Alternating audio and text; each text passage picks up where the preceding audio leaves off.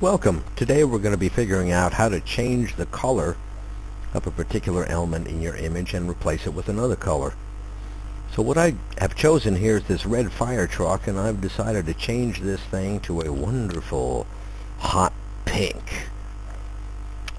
Color replacement tool is buried under the brush tool, so go ahead, click and hold that for the fly out thingy and select color replacement. When you do that, you get new options up here, and we're going to be going over those as we go along. Now, very first thing you want to do, usually, if you're going to be making any adjustments on an image, is duplicate the background layer so you don't, permanently destroy your original image. Press Control J or Command J on a Mac, and good. Now we're good to go. Okay, I've got my foreground color selected.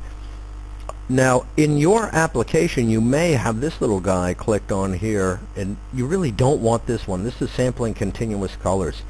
So what happens is, wherever you click and drag, it's going to replace every single color under your brush tip with the new color. And if my guess is right, you probably don't want to replace every color in your image. You want to be a little bit selective. So you want to choose this one, Point Sample. Go with that one, have that one on, sampling once, keep it on contiguous. Now what I'm going to do here, I'll talk about tolerance in a second, is I'm going to click right here. When I click, the program, the tool if you will, is going to sample the color that I click on with a certain amount of range, and that's what the tolerance is. So it's going to be a little sloppy to the degree of 30% around what I click on, and whatever it finds within that tolerance is going to be replaced with my foreground color. If I set my tolerance all the way up to 100%, well, it's going to replace everything in the image. So obviously I want to bring this down a little bit. Let's start it somewhere around 30 if I can nail that. Yeah, got it. Okay, so let's just go ahead and do it. Click in there and drag around. What you're probably going to notice is that at some point I'm going to be missing some stuff, and I'm not going to worry about that right now. We're going to fix all that later. I got that one nicely. Come around, just sweep around, keep your left click down on your mouse, and just go over all the stuff that you want to replace. Don't worry so much about getting out of shape and missing an edge, because if I come over here and accidentally go up into the sky, it's not going to replace anything because those colors are so far away from what I originally clicked on, way farther away than that 30% tolerance. Let's come in here, let's come across here, sweep over the tire. It's not going to change the color of that unless the tolerance is a little bit higher. So go ahead and go. You can see I'm not getting anything in here, and here's one technique to get around that. One technique is simply to come in here and now release the click. Now sample those colors and replace them. And now I'm doing a much better job. Click again and get those. Click again and get those. So that's one technique of the stuff that it doesn't pick up. Just simply go around and click on it and get it in. Like right in there, for example. Click on that, and now we're starting to get in there. Now I won't go ahead and do everything. Do take your time with this tool. Make sure you get it right for your color replacement. I missed a little bit in there.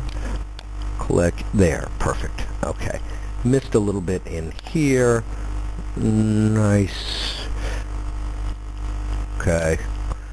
Screwed up the headlight a little bit. That was very close within the 30% tolerance, so I'm going to hit a Control Z or Command Z to get back a little bit.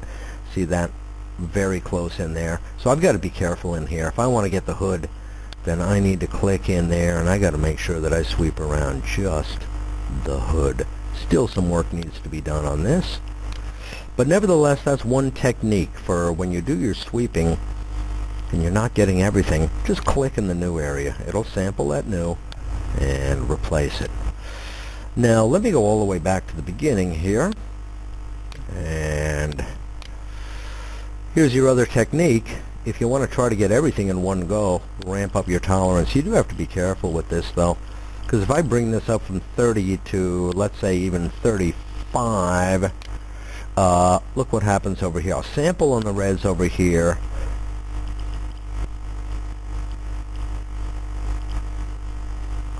Actually, okay, I was kind of wrong. Maybe if I hit a tolerance of 40, I start picking up the tire.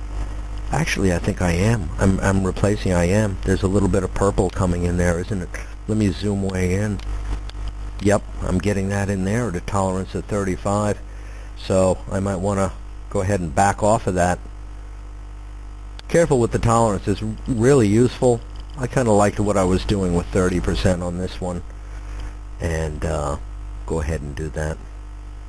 A great method. Now, let me do one other thing here. Bring that in. Not a perfect one as we had originally, but I want to point out this to you. One of the big reasons here for duplicating your background layer is that more than half the time when you do your color replacement, the color comes in a little bit too garish.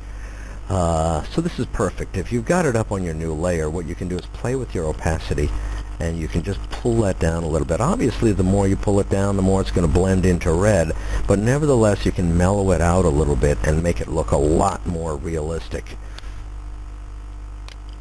Not bad. A hot pink fire truck. I love this guy. Alright, have a lot of fun with that. This is an extremely useful tool for changing colors, and like I say, I think you're going to have great fun with it. I know I do. Thanks for tuning in, and we'll see you next time.